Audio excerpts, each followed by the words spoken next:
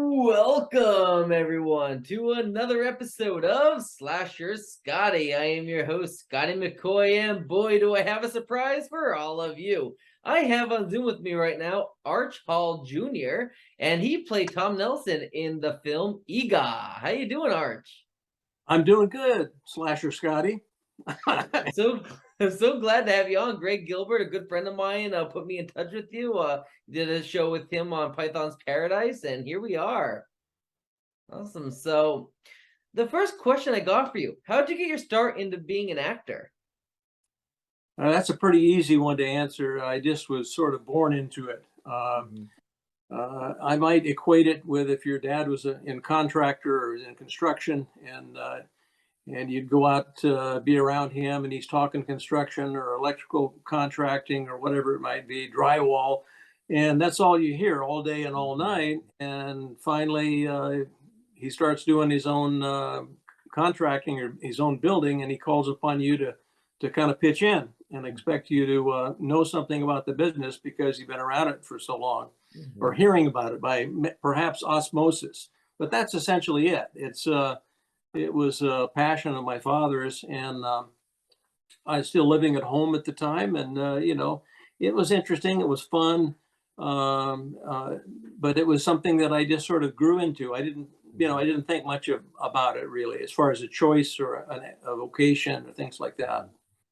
Absolutely. So how was your dad as a director, especially when you were like when you were working for him on EGOT? Well, uh, he wasn't directing all the time, as some other people were, but when he was directing, it was fine. He and I got along magnificently, really. Almost like mental telepathy. He could think, give me a look, and I knew what that look was. I knew what it meant. Mhm. Yeah, absolutely. And sometimes it's harder to have, to be working for a family member or a parent. I know my first boss was my aunt when I worked at McDonald's, and she was the store manager. She was always harder on me than everybody else. Probably had to be, right? Because in Yeah, front of favoritism. people, it did not look good if she was gave you a cushy job or didn't Hmm. reprimand you if you did something wrong. So I understand that. Yeah. And a little bit of that rubbed off too. But for the most part, it was on the creative end because I was always usually in on the writing or Mhm. casting or something I'm not going to say up front, but in the Mhm. shadows or kind of giving signals to my dad. I think I like this Mhm. person, or this, I don't think this is working, and he would pick up on that and appreciated it. So Absolutely. So did you have to audition for your role in EGOT? not really. No, it was sort of a because I had a band at the time and we were Hmm. playing. So the idea of the character being a musician and all this, it's sort of, I think it came to my dad pretty easily. Well, I've got a I've got an in-house person that can do that. So Right. Absolutely. So what was the best part about filming Egon? And what was the worst?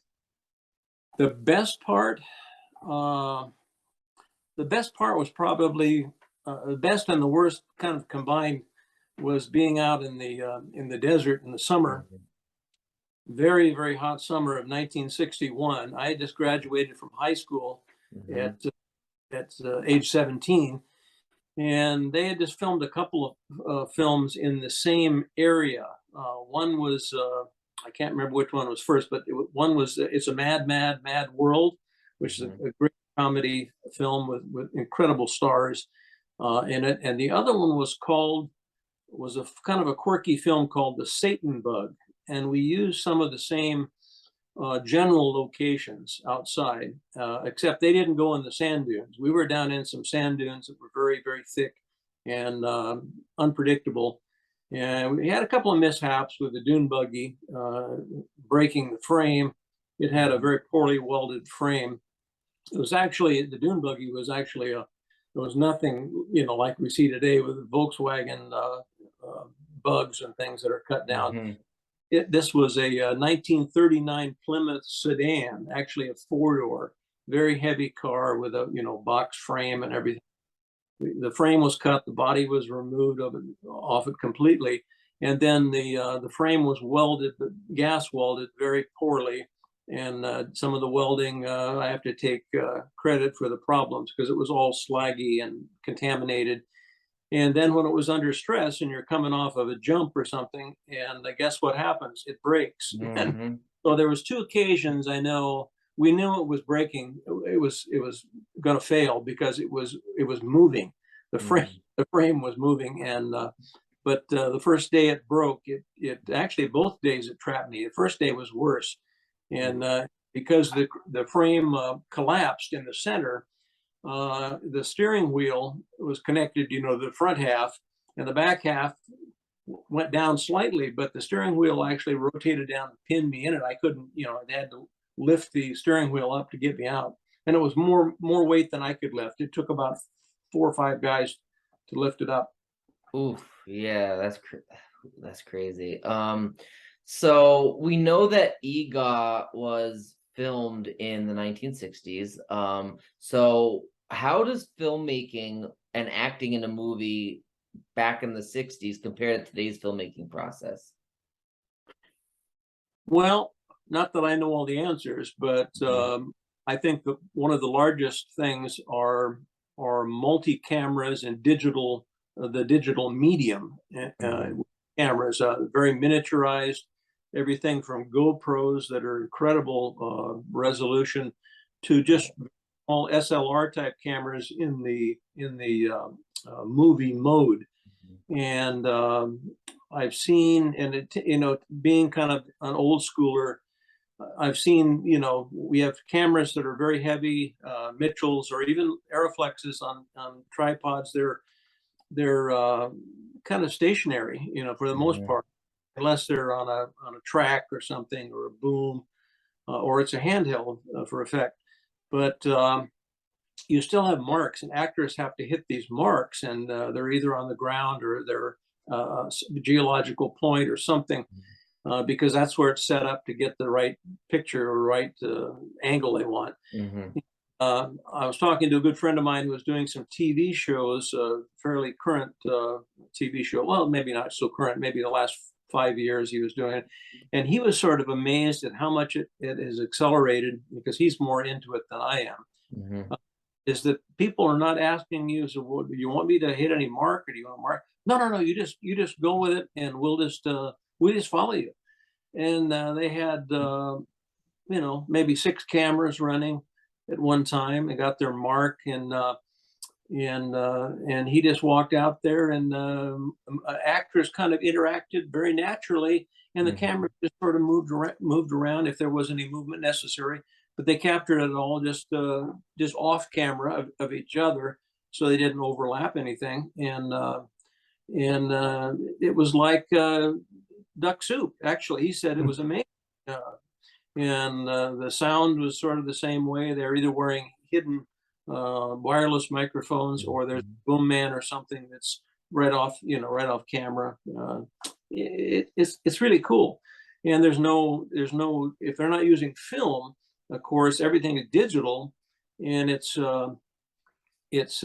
no loading magazines or worrying about bad exposures or spoiled footage or anything like that due to contamination. And that's one thing that in the low budget and ultra low budget films that I was involved with, a lot of times we would get our negative stock discounted, what they used to call short ends, and studios, Desilu or MGM or whatever, they'd be shooting several films, and they would end up changing a magazine, and sometimes they would not use the magazine. They'd unload it, and it would be completely a full magazine, or so many feet of film, a negative, and other times they'd use half of it. Well, I'm going to say a real motion picture company wouldn't dare take a chance on film that there's no guarantee on. It's not new. It's been contaminated. You should probably figure it is contaminated and it's no good, and you're not going to use it. But when you're on a budget, that's not necessarily in the cards. So you kind of cross your fingers and pray to the gods, and hope that it's good. And in most cases, it is good.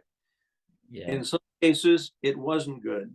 And my dad even recalled back in the late 1930s where they were shooting a Western in California, and they got some film perhaps discounted, or they didn't know that it was messed with.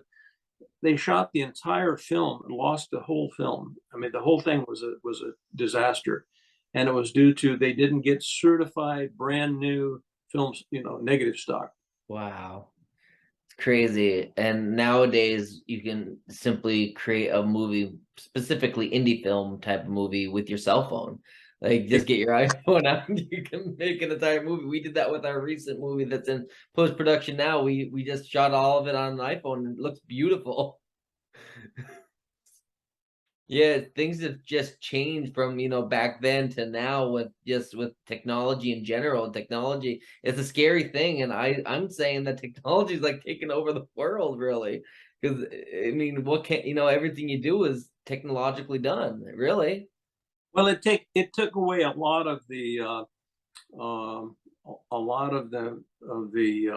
complexities, I think, and then it opened up other complexities in the new genres, new technology. But it made it certainly much easier and much attainable for somebody to have high quality film. And there's techniques which you probably are aware of, but there's techniques that you can emulate shooting on film digitally. Yeah. And that's a good trick, because that gives it a more cinematic look, Yeah, absolutely. Plus, too, Absolutely. lighting tactics, using lighting and color lighting. But Yeah, absolutely. And I mean, with any type of like horror movie or effects, I'm always the type that I prefer practical over like CGI, because practical is practically done. It looks, it looks a lot better to me. yeah, Yeah. true. Yeah. So for somebody that's trying to break their way into the acting industry, like, what advice would you like to give them based on them just trying to get their start? I probably wouldn't give them any different advice than if they wanted to become, let's say, a pilot or go into aviation. It's got to be in your heart. It's got to be a passion. And whether it's filmmaking behind the camera or working in front of the camera as an actor, I see no difference. You have to have it in your heart, because it's not going to be an easy role, to choose, especially in the entertainment and film business. So that's starting out. You've got a lot of difficulty, and there's going to be ups and downs, and a lot of the downs. And if somebody doesn't have, I would say, a passion is the right word, but also an ego or a central core that keeps them going through sort of bad times or in the preliminary stages of their career, they're not going to stay with it.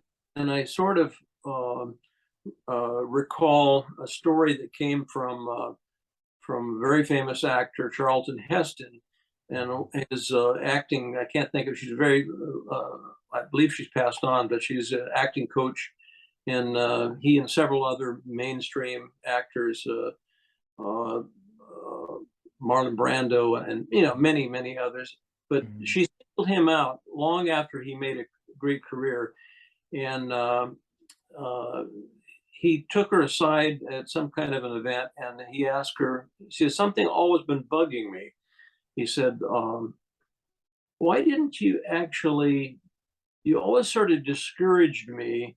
You tried to discourage me. You said, well, you should be in a good, play group, or you probably get some work on Broadway, and get in a local acting group and everything when you go back home, and do, and I think you're going to find it's going to be very enjoyable, whatever you do in your life, other than that, to make a living.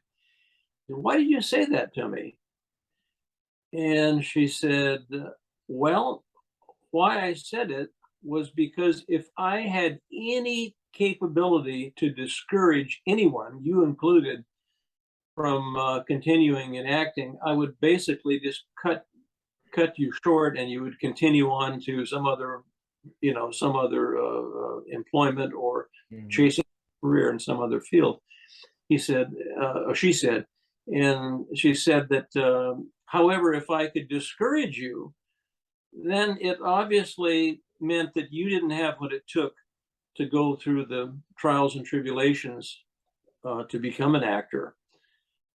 And he thought for a minute and he said, yeah, you were right. You're right. She said, but there was no danger if you had what it took, because your ego and your passion for to act and everything would carry you forward, and it wouldn't really matter. You just kept coming, relentless, working towards your career.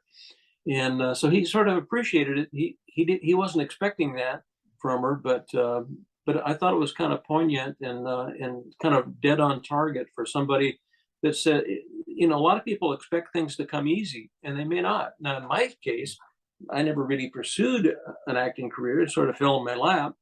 But if I had wanted to pursue it, I would have had to have the passion for it and to get as an actor. And obviously, I chose another fork in the road and going into another business. But yeah, absolutely. And like with acting, auditioning is a big part, and obviously, and 95% of that is rejections. And then if you do get a part, you're not gonna get all, you did a great job type of thing. You're gonna get people that are gonna criticize you, and if you don't have a backbone and a spine to stomach it, you're gonna it's tough. It's tough. good friend who went down to audition. This is years and years ago, and the star of the film was oh my God, remember Bullet? Steve McQueen. Okay, so Steve McQueen was a star, and he was in the latter part of his career, and of course he was suffering health wise. And he was laying down. This was in a studio in downtown LA or in Hollywood, and he was laying down on a cot, and it was sort of dimly lit over in the corner. And my friend came in to read for a part of a kind of a southern sheriff. And at the time, his headshots and everything, he had lost about 70 pounds of weight. So they were looking for a guy that was very heavy set and sort of looked like that, Cool Hand Luke sort of, look. And I mean, not Paul Newman, but some of the characters in the film. So anyhow, he's there, and he comes down and he walks in, and he said, well, and the director said, now, who are you? And you're coming to read for the you're this Ver Middleton? Boy, you don't look anything like the pictures that we've been looking at, your headshots you got from your agent and everything. He said, well, I lost a lot of weight, and I haven't taken a lot of pictures since then. He says, I don't know. I said, I don't think, and he turned to another assistant and said, what do you think? Or maybe it was the assistant, and he turned to the director, and the director said, oh no, he's not going to work out at all. He's too much of a thin guy or whatever. And all of a sudden, out of this the shadows there, who's the actor I'm trying to think of, played Bullet, Steve McQueen. Okay, Steve McQueen got up and walked over and said, where'd you come from anyway? He said, well, I come north of the San Fernando Valley, all the way down here, and parking and everything is kind of a big hassle. I was sure hoping I could get a chance to read for the part. And McQueen said, hey, give this man a chance. He's come all the way down here to let him read for the part. Yes, sir. Boy, they got it. So he read for the part and everything. And they loved the way he read the lines, but he didn't have the visual thing happening. They had in the script, everything was this obese Southern sheriff. And well, he wasn't obese. He was skinny as a rail, Right. But it was a wonderful thing because, and he left thinking that, here's this guy. And I think even then people knew that he was suffering from health issues. And he said, thank you very much, Mr. McQueen, and everything. And he says, no problem. So sometimes, it's kind of surprising what happens, but it's always stress, and you never know what you're in for. Yep, absolutely. And when I had my interview last night, that was one thing we talked about. Like, Just because you didn't get a part or whatever, it doesn't mean you gave bad delivery. You could be the best actor in the world, but you might not look the part. You might not look the part. That's true, and sometimes the acting, if you're a voice actor, they look at your they look at the person and they can't imagine. This same actor that I know, he does a lot of voice acting, commercials, and he's done it many decades. And he did a commercial the other day. I had to laugh. I'll tell you his age. He's 81 years old. Okay, Wow. he's 81 years old. He did a teenager with a acne problem commercial. He did the voice, Wow. matched the voice to the commercial, and so for a radio spot. And he came down and met this one of the sponsor representatives and the producer and stuff. Now he auditioned on the internet, which is done now, and he recorded it on the internet from three different variations of what they asked for, and it was quality with a Neumann microphone and everything that they just took his basic audition as they used it in the commercial, and the guy said, anyway, when he walked in, he says, well, you're not. No, he's not the guy. Where's the guy? You said he's here from the acne commercial or whatever the product name is, and I can't think of it.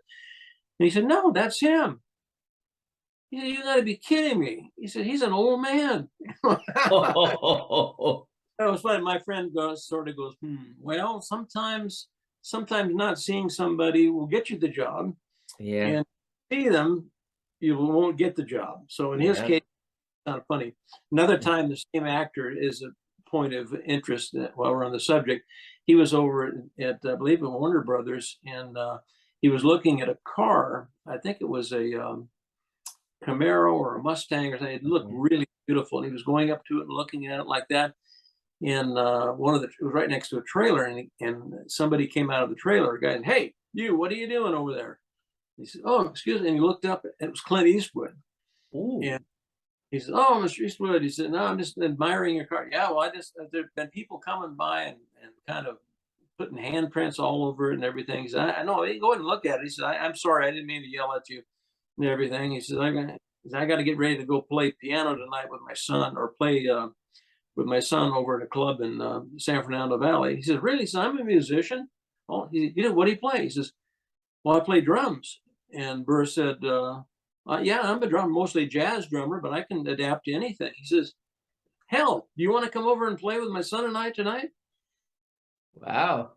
What an opportunity to get to know and inside the gatekeepers with a guy like Clint Eastwood, who's a wonderful guy. And he made the worst mistake of his career. He said, well, I'm a member of Local 47 Musicians Union. And he said, is it going to be a union gig? And Eastwood said, union gig? No, we're just going over to a jam session.